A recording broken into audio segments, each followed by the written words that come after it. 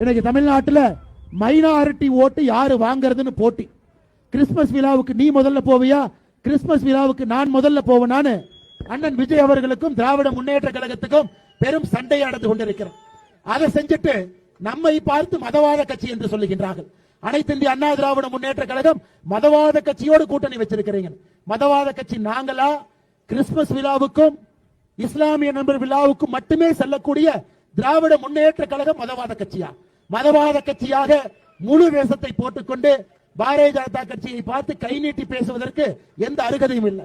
டெல்லியில கிறிஸ்துமஸ் பெருவிழாவென்று பாரத பிரதமர் நரேந்திர மோடி அவர்கள் 2 மணி நேரம் சர்ச்சில் இருந்து முழுமையாக சர்ச் சர்வீஸ்ல இருந்து கிறிஸ்துமஸ் நண்பர்களுக்கு வாழ்த்து சொல்லிவிட்டு பாரத பிரதமர் நரேந்திர மோடி அவர்கள் வந்திருக்கின்றார்கள். ஆனால் சொந்தங்களே, நம் மீது எப்படிப்பட்ட அவதூறை அள்ளி வீசினாலும் கூட நாம் ஒருங்கிணைப்பா இருக்கணும், ஒரே அணியாக இருக்கணும், தேசிய ஜனநாயக கூட்டணி ஆட்சி கொண்டு வரணும், நம்முடைய தலைவர்கள் முக்கியமான பொறுப்புல உட்காரணும், நம்முடைய எம்எல்ஏக்கள் பாராளுமன்றத்திற்கு போகணும்.